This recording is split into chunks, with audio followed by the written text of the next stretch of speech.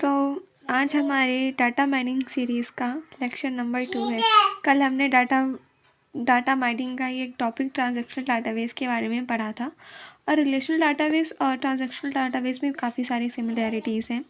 जैसे जो हमारा ट्रांजैक्शनल डाटाबेस होता है वो रिलेशनल डाटाबेस की प्रॉपर्टीज़ को फॉलो करता है। जैसे वो भी डाटा को स्ट्रक्चर्ड फॉर्म में स्टोर करता है और ये हमारे रिलेशन डाटाबेस की क्वालिटी है। तो इसमें भी हम पहले इसका माइंड मैप देखेंगे। तो इसके जो हमारे की कंसेप्ट होते हैं वो टेबल, रो और कॉलम। तो रिलेशन डाटाबेस की लैंग्वेज में हम टेबल को एंटिटी और रिलेशन कहते हैं, रो को टपल और कॉलम को एट्रीब्यूट्स। इसके एडवांटेजेस होते हैं क्वेरी फ्लेक्सिबिलिटी, मतलब अगर हम किसी एक लैंग्वेज पे कोई क्वेरी रन कर रहे हैं तो वो दूसरे भी लैंग्वेज से वो रन हो जाएगी ईजिली बिना किसी एरर के। रिड्यूस रिडंडेंसी, मतलब जो एरर अकर होने के जो चांसेस होते हैं इन्हें ये रिड्यूस करता है हमारा रिलेशन डाटाबेस। इसके कोर प्रिंसिपल हो चुके हैं जैसे कि structured data, data integrity, predefined schema. मतलब जो हमारा डाटा होता है वो रिलेशन डाटाबेस के अंदर एक स्ट्रक्चर्ड वे में, स्ट्रक्चर्ड फॉर्म में स्टोर होता है। कुछ पॉपुलर सिस्टम है जैसे कि हमारा MySQL हो गया, ओरेकल डाटाबेस हो गया और माइक्रोसॉफ्ट सिस्टम। ये हमारे रिलेशनल डाटाबेस के एग्जांपल्स हैं। तो हम शुरुआत करते हैं रिलेशन डाटाबेस के इंट्रोडक्शन से। सो relation database is a type of database which store data in structure table. तो हमारा ये रिलेशन डाटाबेस एक तरह का डाटाबेस है जो डाटा को एक स्ट्रक्चर टेबल के फॉर्म में स्टोर करता है। अगर ट्रांजैक्शनल डाटा ये डिस्क्राइब करता है कि डाटा क्या काम कर रहा है, तो रिलेशन डाटाबेस हमें ये बताता है कि वो कैसे स्ट्रक्चर्ड है। ठीक है, और ये दो टेबल को आपस में लिंक करता है। अगर उनके बीच में अगर जो कॉमन डाटा होता है उसके बेसिस में ये दो टेबल्स को आपस में लिंक करता है। अब हम डिस्कस करेंगे building blocks of relation database. तो रिलेशन डाटा मॉडल जो है उसे इंट्रोड्यूस करा था EF कोड ने in 1970s। Treat data as a collection of spreadsheets that talk to each other. और ये बोलते हैं कि जो डाटा को, मतलब इन्होंने डाटा को एक कलेक्शन ऑफ स्प्रेडशीट के फॉर्म में ट्रीट करा और वो कहते थे कि डाटा आपस में बात करते हैं।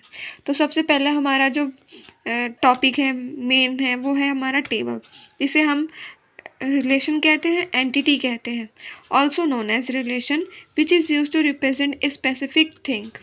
मतलब कि एक स्पेसिफिक थिंग, किसी एक स्पेसिफिक थिंग की टेबल, जैसे कि किसी स्टूडेंट की टेबल, किसी क्लास में स्टूडेंट्स के मार्क्स से रिलेटेड, तो स्टूडेंट की ID, देयर रोल ID, उनका नेम, एड्रेस, एज, क्लास, उनके मार्क्स, इस बेसिस में जो टेबल बनती है वो हमारे रिलेशन डाटाबेस का ही एग्जांपल है। जैसे एग्जांपल के फॉर्म पे इधर ऑर्डर है, कस्टमर है और ये प्रोडक्ट्स, ये सब एक टेबल है। उसके बाद आती है हमारी कॉलम्स। कॉलम्स को हम एट्रीब्यूट्स भी कहते हैं। जैसे कि अगर ईमेल है, कस्टमर का नेम है, मतलब कि अगर हम कोई ऐसी टेबल बना रहे हैं जिसमें ये दो एट्रीब्यूट्स हुए हैं, जिसमें हम मल्टीपल यूज़र्स या मल्टीपल कस्टमर्स की ईमेल स्टोर करना चाहते हैं, उनका एड्रेस स्टोर करना चाहते हैं, तो जो ये ईमेल होगी और ये कस्टमर, ये हम अलग अलग एट्रीब्यूट्स हैं और इनके ही अंदर फिर सारे कस्टमर की ईमेल और उनका नेम आएगा। तो रोज़ एक ईच स्पेसिफिक वैल्यू, कि अगर हम किसी एक यूज़र के बारे में कुछ जानना चाहते हैं, कस्टमर के बारे में जानना चाहते हैं, तो उससे रिलेटेड सारी इन्फॉर्मेशन ये हमें रो प्रोवाइड कराता है और इसमें भी काफ़ी सारे ऑपरेशंस परफॉर्म होते हैं। Each row represent unique instance of each entity. मतलब एक टेबल के अंदर, मतलब अगर हमें किसी एक कस्टमर के बारे में सारी इन्फॉर्मेशन हमारी रो स्टोर करके रखता है। उसके बाद हमारा आता है key and relationship in relation database.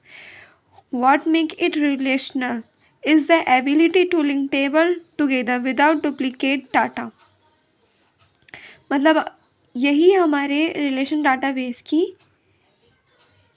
सबसे बड़ा एडवांटेज है कि हम दो टेबल्स को आपस में लिंक कर सकते हैं, और ये नहीं करेगा कि उस टेबल का भी डाटा जो उन दोनों टेबल में कॉमन डाटा हो वो उन दोनों को कॉपी कर दे, और डुप्लीकेट वैल्यू को ऑटोमेटिकली वहाँ से डिलीट कर देगा, केवल एक यूनिक वैल्यू को रखेगा। सबसे पहले आती है हमारी प्राइमरी की। ये प्राइमरी की हर एक रो के लिए एक यूनिक आइडेंटिफायर होती है, ठीक है, और दो रो के पास सेम प्राइमरी की इसका हम यूज़ नहीं कर सकते। Primary key is the unique identifier for each row in a table. No two row can have the same primary key. उसके बाद हमारी foreign key, column of one table that point to the primary key of another table which create the bridge between them. किसी एक table का column जब दूसरे table के primary की को पॉइंट आउट करता है, हम उसे फॉरेन की कहते हैं, और ये दोनों टेबल्स के बीच में एक ब्रिज की तरह बिहेव करता है। जैसे अगर हमारे पास कोई टेबल है, ऑर्डर नाम की कोई टेबल है, तो हमें उसमें कस्टमर के नेम और उसके आईडी की कोई ज़रूरत नहीं है, केवल हमें उसमें कस्टमर के नेम और उसके एड्रेस की कोई ज़रूरत नहीं है, केवल हम कस्टमर आईडी के का ही यूज़ करेंगे उस टेबल में। और अगर हमें उस पर कस्टमर का एड्रेस चाहिए तो हम ऑर्डर आईडी, ऑर्डर टेबल और कस्टमर टेबल को आपस में मर्ज करके उसके कस्टमर के एड्रेस को ईजिली एक्सेस कर सकते हैं। अब आती है बात कि हम रिलेशन डाटाबेस को यूज़ क्यों करते हैं। तो relation database are gold standard for most businesses because of 3 main reason. 3 main reasons के कारण ये गोल्ड स्टैंडर्ड है अब सभी बिजनेसेस के लिए इन मॉडर्न एरा। तो सबसे पहले आता है data integrity. By breaking data into separate table you avoid double entry. If a customer change their phone number you update in one place rather than in every single order they have ever made. मतलब अगर अपन data को छोटे छोटे tables के form में अगर हम store भी करते हैं तो भी हम डबल एंट्री को अवॉइड कर सकते हैं।